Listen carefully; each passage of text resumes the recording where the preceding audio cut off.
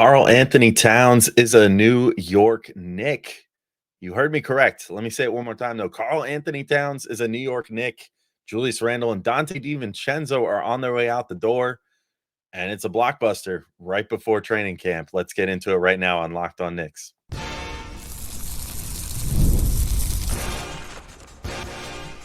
You are Locked On Knicks, your daily New York Knicks podcast, part of the Locked On Podcast Network. Your team every day. All right, welcome in to Locked On Knicks. Today's episode is brought to you by FanDuel. You can start this season with a big return on FanDuel. Place your first $5 bet, and you'll get started with $200 in bonus bets guaranteed. Visit FanDuel.com to get started.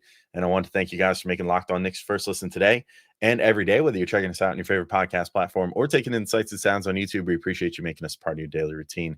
Make sure you hit that notification bell on YouTube or the auto download function on your favorite podcast app so you never miss an episode like this one.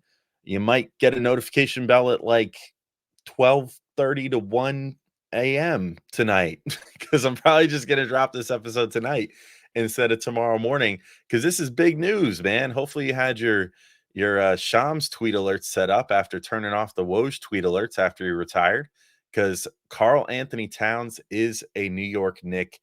Julius Randle, Donte DiVincenzo, and Detroit's 2025 protected first-round pick go out to Minnesota to bring Karl-Anthony Towns to the Knicks. That Detroit pick, in case anybody forgot, is pretty heavily protected. I think it's still roughly lottery protected this season, and then it dips to like top 10 protected, and then maybe top 8 protected by the end of it, like the final season that it's available, and then it just converts to one singular second round pick after that if it does not convey. So I think it's still fairly likely that it just turns into one second round pick, but still a pick nonetheless, which the Knicks have fair few of at this point, considering it was pretty much that one and the Washington first round pick and a couple swaps that they still had at their disposal. So they moved that pick to get Karl-Anthony Towns. The other thing, as far as how this deal is constructed, that needs to be considered is that Cat makes too much money, apparently. So then both the Knicks and the T-Wolves, as of right now, are in a situation where they can't receive more money in trade than they're sending out, thanks to the new apron rules and the new luxury tax rules. So since they're both luxury tax teams, I believe Minnesota is also a first apron team, which the Knicks are too at this point. They cannot receive more money than they're sending out, which means that the Knicks are basically going to need to find another team to get involved in this deal to finally facilitate it and ship out. I believe I saw one tweet. Let me see if I can find the attribution here real quick. It was Yossi Goslin on Twitter, mentioned at Yossi Goslin on Twitter, the latest capologist that has been out there dropping cap bombs on everybody, had mentioned that the Knicks still need to send out about $8.8 million in outgoing salary. So that's kind of difficult, honestly. I don't know who they're going to send out to make that work. Unfortunately, I think the most likely candidate is Mitchell Robinson, and then they potentially find a team that can give them a lower cost center option, and a lower cost other center option. I don't know, but we'll talk about that. We'll cross that bridge when we get there. For now, let's just talk about the Karl-Anthony Towns addition. So my thoughts on this trade in general, complicated. Cat's not a guy that I've traditionally looked at and been like, this is a guy I'd like to bring to the Knicks. I don't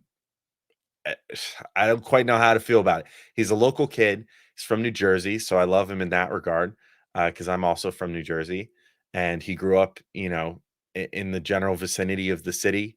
Went to St. Joseph's Metuchen, a New Jersey powerhouse, all that, in the New Jersey, prep school scene. So, he's a local kid, and presumably, if I remember correctly, going into the 2015 draft, he was like, heck yeah, I grew up being a Knicks fan, whatever. Like, so hopefully, he feels that supercharge of playing for his hometown team. defensively, this worries me a bit, and I don't know what the long-term plan is here. If the Knicks ultimately have to include Mitchell Robinson in this, that complicates things further. But if they're able to, sort of replicate what Minnesota did, where they played Cat at the 4 and then play Mitch at the 5 in the Gobert role, maybe this works. If this team stays how it roughly is, and the Knicks are able to find some way to finagle around this cap restriction that they're apparently going to run into here. I don't know for sure. But if Mitch is gone and the solution is essentially Cat as your new center, I think it opens up two problems. One of which is Josh Hart ready to be a full-time 4? Are they going to move OG Anunoby to the 4 and then have Mikal Bridges play the 3 and have Deuce McBride start at the 2? I don't know. But no matter what, if Cat is your full-time starting 5, is there going to be enough rim protection for Tibbs? I mean, these guys, I assume that Leon Rose had to have gotten a Tibbs sign off on this deal based off the fact that Leon was Cat's agent back when he was playing under Tibbs, and those two didn't like each other. I mean, it was well on record, and it's sort of come out in bits and pieces through guys like Zach LaVine and Andrew Wiggins since then that sort of the guy that had the biggest problem with Tibbs and that ultimately led to that sort of messy divorce there was Cat. Like, people thought that Wiggins had a problem with Tibbs. He's basically said, no, not really the case. And people thought LaVine had a problem with Tibbs, which is why he was eager to trade him for Jimmy Butler or whatever. And LaVine was like, no, I never really had a problem with Tibbs either. Cat kind of has been asked that question point blank a number of times and never really responded in any way other than just sort of being like, hey, I respect him, whatever, blah, blah, blah, but wouldn't really confirm or deny, like, hey, we kind of butted heads. So we'll see how that works, first off. And then secondly, I just, I don't know. He's not a defensive stalwart. I mean, that's kind of the entire reason that Minnesota felt the need to go out and replace him at the center spot with Rudy Gobert and move him to the power forward, is because he's an offensive force. I mean, there's no doubt about that. He's been a 20-point per game scorer since the second that he stepped into the NBA. Scored 18 his rookie year. He scored as high as 26.5 points per game in his career. He's really good. He's really good on offense. He's one of the best shooting, if not the best shooting, big man of all time. I mean, he shoots on high volume, and he's almost a 40% shooter over the course of his entire career. Last year, shot 41.6% from 3 on 5.3 attempts per game. I mean, he's a virtuoso shooting the ball. And so those are probably some of the things that, and also a phenomenal rebounder. I mean, I got to give him props for that too. Like, his rebounding rate is, let me just pull it up real quick, 14.4% total rebound rate last year. But when he was playing the 5, he was routinely in the 20% range, which is really what you want to see out of a starting center. Like, that's really good. Defensive rebounding percentage much higher than his offensive rebounding percentage. So we'll see if there's ways for the Knicks to set him up for more potential offensive boards. But, I think that he does some of the things that Tibbs likes, but never been a strong defender. And that's possibly a problem on this team. And that, I don't know, that makes me worry a bit about the fit. There's also some worries about losing some depth here too. You're losing Donte DiVincenzo. You're losing Julius Randle. You're losing two guys that started for you last year. And, Randle is a 2-time All-NBA player, 3-time All-Star for you. Donte is he set the team record for 3-pointers last year and just had a phenomenal second half of the season when he really had to step up and be a huge player for this team. So, you lose 2 starting caliber players in exchange for getting 1, starting caliber all-star player back. But, there's some questions about Cat's fit and, just how good he can be with this team, I think, which I guess we'll just have to see play out on the floor to see how things go. But, I want to talk a little bit more about what this means for the starting lineup. I want to talk about the depth and why some of these end of bench signings that the Knicks have made in recent weeks kind of make a little more sense now if this trade was kind of cooking. I want to talk about Cat's durability and his contract, both of which are concerning to me. I'm not going to lie. And, maybe give a little thanks to Randle and Donte before the end of the show. So let's come right back in just a second and get into all that, because there's still so much to talk about with this trade. This is enormous. What a weird thing to break so late in the offseason. So talk about it all in just a second.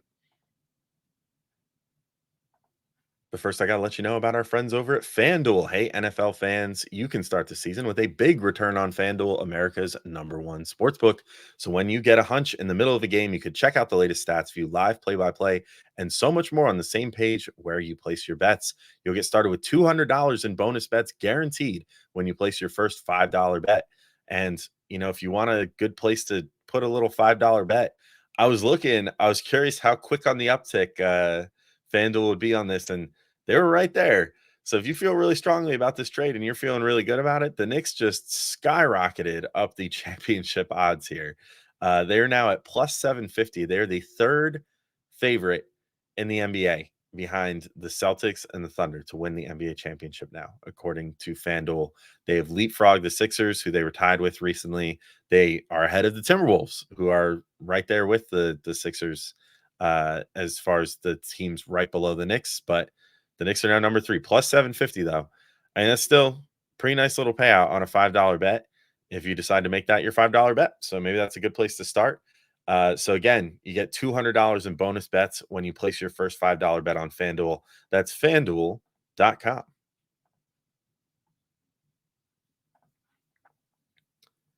All right, and I'm back in to keep talking through this big old trade here. Karl-Anthony Towns coming to the Knicks for Julius Randle, Donte DiVincenzo, and that protected Detroit 2025 first round pick.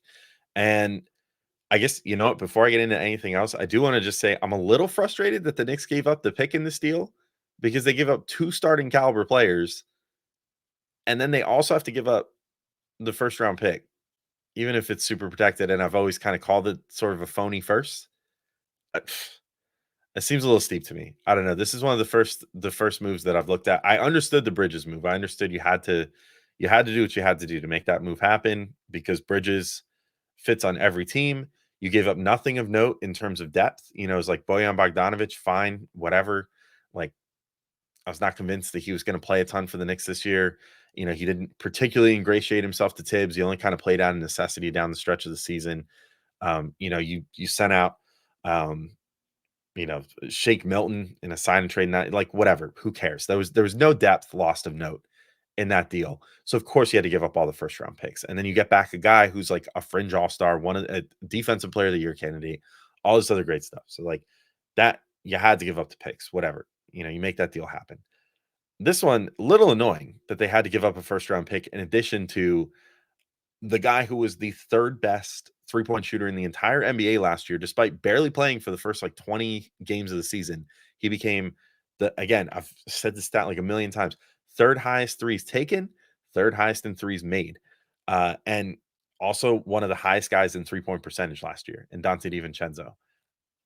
A starter by all accounts, who is going to probably humble himself and be a bench player this year for the Knicks again, who now maybe goes to Minnesota and starts. I don't know, or is just their super duper 6-man, like he was going to be with the Knicks. So, I mean, huge addition there, first off. And then Julius Randle, who, I know he's coming off injury and everything, but 3-time All-Star, 2-time All-NBA.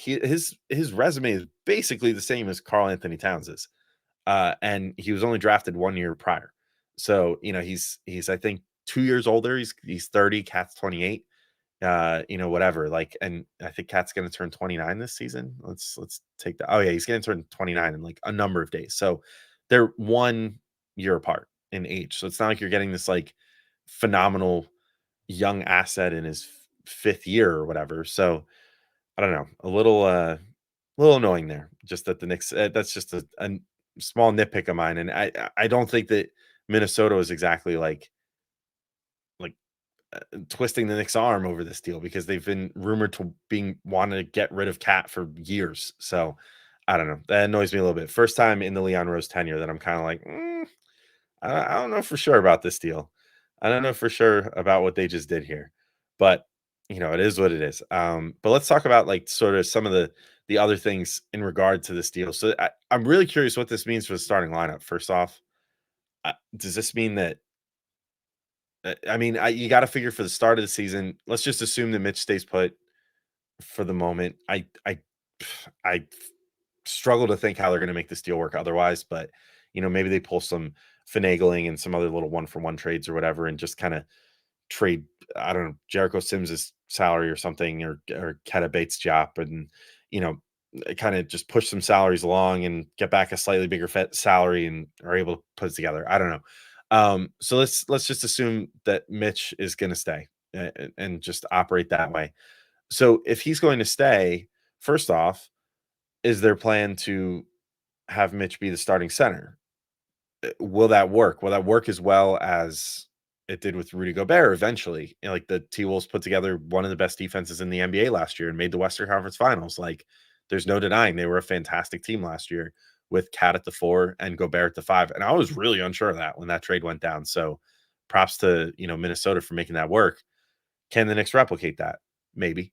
I think there's probably a decent chance that they could just sort of study some of what Minnesota did well to make that pairing work and translate that to Cat and Mitch. But let's say that Mitch, in the interest of preserving his health, working him back in, and just in general limiting his minutes and stuff to try to make sure that he could be available when they need him. Let's say that they plan on starting Cat at the 5. So then, are you going to make Josh Hart your full-time 4? Like, do you feel that good about what he did in the back half of last season that you feel comfortable making that call? I don't know.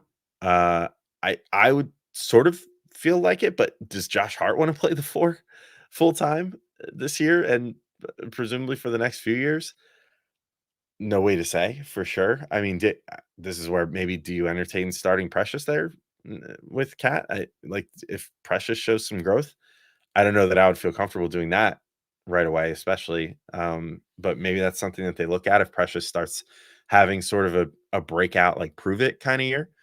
Or do you just move OG Anunoby to the 4, which the more I think about it, maybe makes the most sense. I think that considering that you're going to be taking the hit that you're taking to your bench depth here by losing Donte DiVincenzo, that maybe you want to save Josh Hart for that bench unit and have him be able to come out there with with whoever you're able to cobble together, like Precious Achua, I guess then, and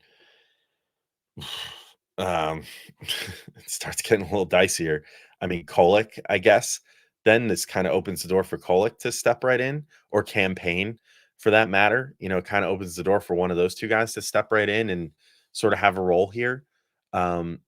Also possibly, this is kind of a good segue into something else I want to talk about, like, with the hit to their depth. Like, I think that suddenly the Landry Shamet and Marcus Morris Sr. signings make a lot more sense at this point. I reacted to that like a week and change ago when they made those signings. It was kind of like, man, these are two like actual NBA caliber players that they got to agree to training camp deals for them. This is a little odd. This feels like it's about to turn into like a cage match, and one of these guys is going to have to get cut, which is kind of a shame. Now maybe neither needs to get cut. Depending on who else has to go out for this deal, the Knicks might find themselves with a few roster spots now, and hopefully a line of players that want to come fill them, because they're going to need some NBA quality depth. And we see every year, like every team that has contention dreams does find guys that initially are like some of the last guys to sign in the offseason that end up contributing for them. I mean, we saw it.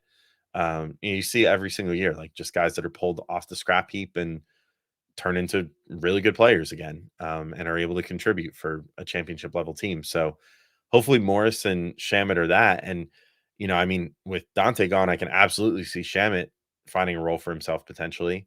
With Randle gone now, I can see Marcus Morris potentially finding a role for himself. I think he's a really solid 3-point shooter. He can stretch out to the 4. He could still probably play the 3 a little bit.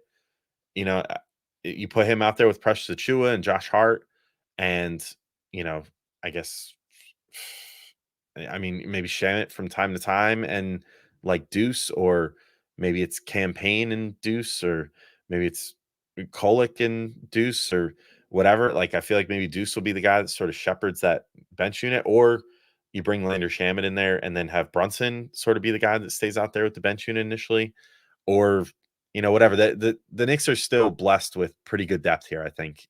Through the fact that they made these shrewd signings for the end of the roster that initially we thought were just going to turn into a cage match, and now it looks like if I was a betting man, I would say I probably expect both those guys to resign, or not to resign, to sign full deals, I should say, as far as Marcus Morris and Landry Shamet, because they're both really good NBA players, both 40% 3-point shooters. Like, they're going to just need that sort of depth on this team now that they've made this deal. So that part doesn't worry me so much. What does kind of worry me is Cat's contract and his health. And I want to talk about that in just a moment. And also just kind of shed a little bit of appreciation on Randle and Donte. I'm sure we'll probably do a full show, but of all the things that this deal brought up in me, it was kind of just sadness of losing those two guys, if I'm being completely honest, because both of them meant quite a bit to this team.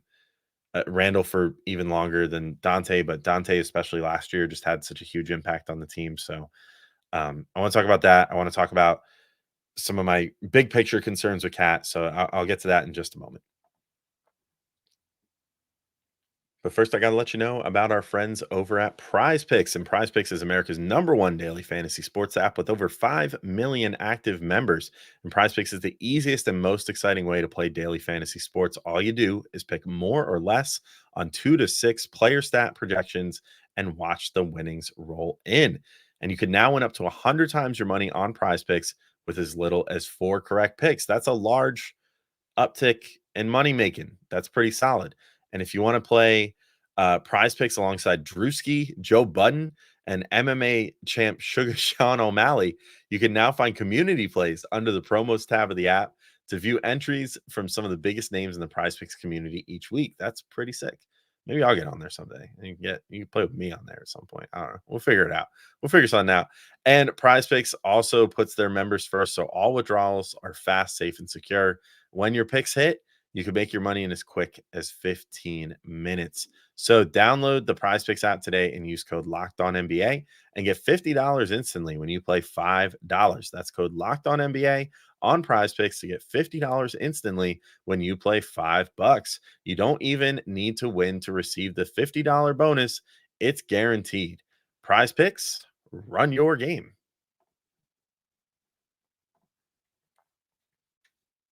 All right, and I'm back in to finish talking through this Cat trade, this big night. Man, I was right in the middle of watching the Vince McMahon documentary on Netflix, trying to finish that up, and then Shams just had to come in, break down the door with the old tweet notification, let me know the Knicks made another trade. Been a most busy Knicks offseason of my lifetime. Let me tell you that much, and it's great. I mean, I'm very thankful that they're contenders now. But let me say, I'm a little concerned about Cat for more reasons than I've even said so far. And those two reasons are durability and contract. So if you haven't heard, the Knicks already have kind of a durability problem. They, other than Mikal Bridges, who they signed, who's the Iron Man of Iron Men, and Josh Hart, I would say pretty durable as well. Jalen Brunson, I guess they make those Villanova guys very durable because those three guys, pretty durable. We saw Jalen Brunson look like his leg was going to fall off last year and come back like 2 games later. So these guys, they've got some guys that are not big health concerns on this team. That said, OG Anunoby, already a health concern. Mitchell Robinson going to miss the first couple months of the season already. Karl-Anthony Towns, add him to the list of guys that you cannot necessarily count on playing the most games. So Cat, for his career, started off in the 82 game club for 3 straight seasons. So his first 3 years in the league, played all 82, played 77 his 4th year in the league. Great. That was his 2nd straight All-Star appearance. Things start to get a little dicey though.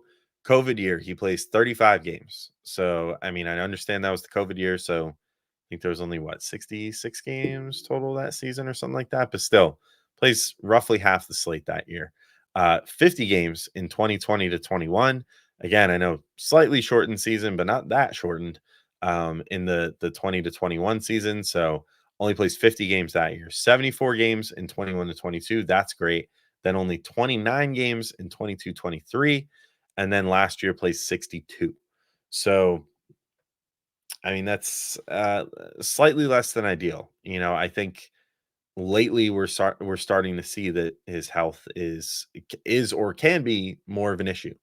And for a team that's already dealing with issues in the health department and the durability department, I don't know that that's the type of thing that you want to be staring in the face with a guy that you just gave up what you just gave up for him. You're two-time All NBA player and your all-time, single season 3-point leader. You just gave both those guys up to get this guy. I hope that the Knicks feel great about his health and think that he's going to play 70 games or more this year, because I think they're going to need every one of those. I think they're going to need durable cat. And, that if he only plays 29 games this year, they're going to be in tough shape. I mean, they might be threatening for bottom part of the East playoff picture at that point. Because I mean, as magical as last season was, where they rallied around all the injured guys and made up for it and everything else, it was ultimately a pretty rough go down the stretch of the season, and it took its toll on guys. We saw that play out in the postseason, where eventually the wheels just fell off, and it just it wasn't sustainable. So you really need durable cat. The other thing is you need production, because the guy's getting paid like the top 1% of the NBA at this point, if not higher than that. I mean, he's making 49.2 million this coming season. Then following that, that's where it gets really eye popping. 53 million in 2025 to 26, 57 million in 2026 to 27, and a player option, which I cannot imagine him turning down. At that point, he will be what? So he's 29 this season, 30, 31, 32 years old. He has the option to make $61 million in 2027 to 28. So I don't think he's going to turn that down. And that's going to be a large chunk of the Knicks cap for years to come. I mean, he literally is going to take up, just this season alone, almost 1/3 of the base salary cap for the Knicks, which is a lot. That is a lot of money. And it's a really good thing that Jalen Brunson took the discount that he did now at this point. And hopefully the rumors play out true that Mikal Bridges is about to take a discount too, because Cat is going to make a lot of money over the course of his time with the Knicks. I think that this is the Knicks basically just diving in and saying, we're going to be in cap hell for a while anyway, because we want to lock in with Jalen Brunson and try to win a championship. So may as well just go all the way into the deep end on this one and just take that huge salary hit and, see what happens and hope it works out. So those are my two biggest concerns with Cat. I think, I can really see, I can see the outlines of something phenomenal here as far as just basketball fit's concerned. But the money and the durability, two things that have a real chance to derail this whole thing and turn it into a disaster. And so those are the things that I'm really hoping to not see turn into issues. To close the show, though, I do just want, and I mean, we'll have more on this whole situation, obviously, over the course of the next week, 2 weeks, whatever, as we get towards getting to see these guys actually play on the floor. I guess that's one nice thing. And unlike with the Bridges trade where we had to wait all summer, this one, it's going to be a quick turnaround. We'll get to see Cat in a Knicks uniform very soon. We get to see him at media day and all that stuff, I would imagine, as long as this trade is consummated by then. But yeah, so we'll get to see him very soon in a uniform. But we'll have plenty more on just the Cat situation. But before I sign off this show, and we might even do a full tribute episode to these two guys too, because they're such huge parts of the team. But I'm really sad to see Randle and Donte gone. I'm not gonna lie. It's kind of killed my mood on this trade. I want to be happy about the Knicks making another big star deal. And, I'm already trying in my head to, wrap my brain around this one and, find as much positive as I can in it with Cat's fit and everything. And that is all fine and dandy. But yeah, I'm sad to see Randle and Donte go. I mean, Randle was great for this team. I mean, he really was. He brought this team back. He pulled them back. Him and Tibbs. It was those two, and they didn't choose each other, and they didn't. I think they had probably their issues from time to time. I mean, certainly we saw the 21 to 22 season was a disaster.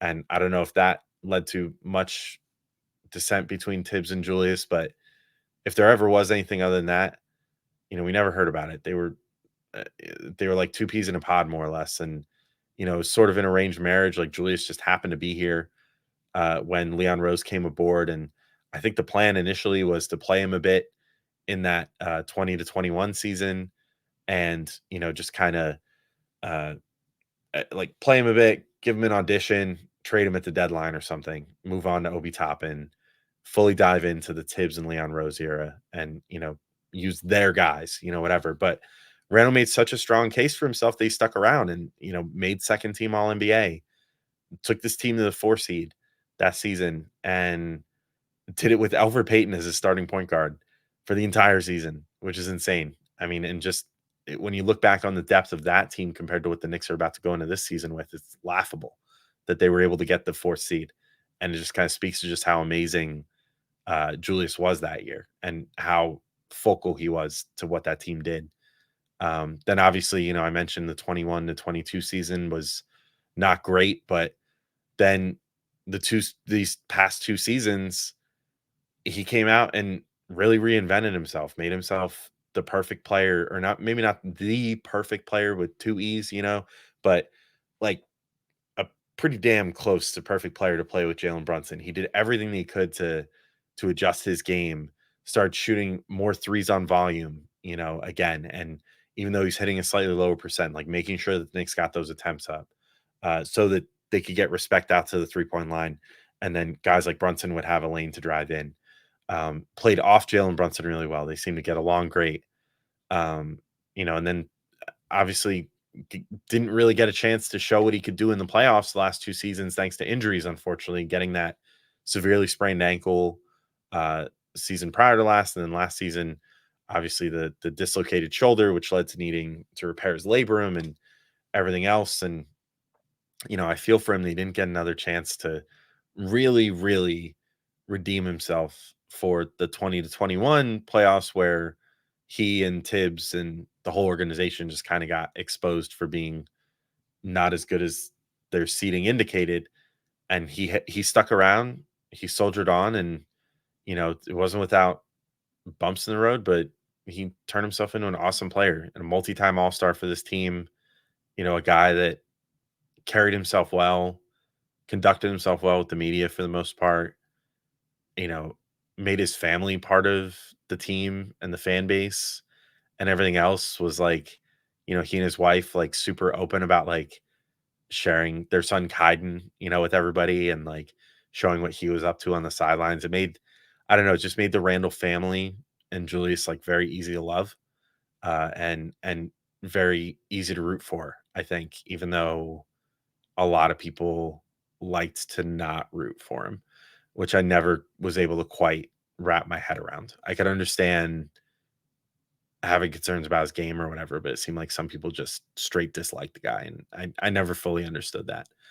And then Donte DiVincenzo, like, to come in and do what he did last year, to just straight up, like, wrestle the starting shooting guard job away from Quentin Grimes, who the organization was very bought in on. That was not a leftover. Like, Quentin Grimes was drafted by Leon Rose and was expected to be a part of this team for a long time. And Grimes came out and didn't perform the way that the Knicks wanted him to.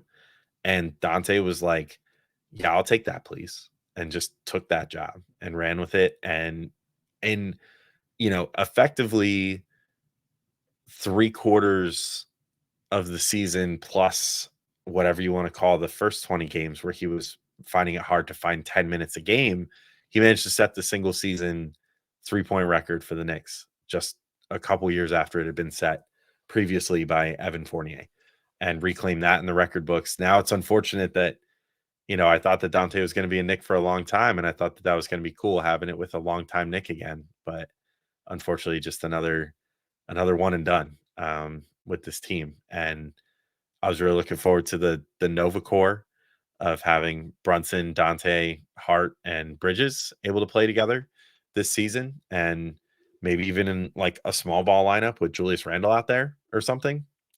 Thought that could have been really fun.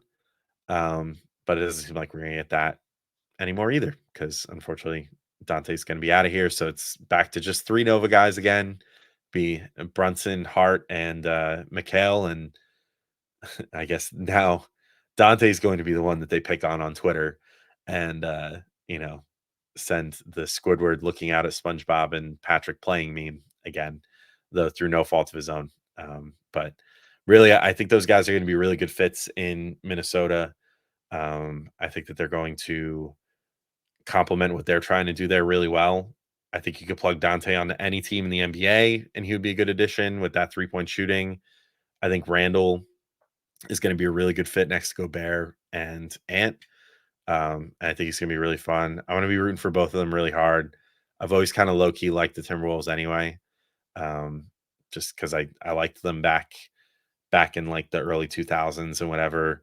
Also, my last name's Wolf, so it's like kind of a natural fit. So makes it easy for them for me to root for them over there, and I look forward to doing so. But yeah, it's we'll do a full episode for sure, kind of memorializing those 2 guys' time with the team and getting into some of the numbers and some of our feelings about that. Get Gavin's thoughts on it and all that in the coming days or next week or so.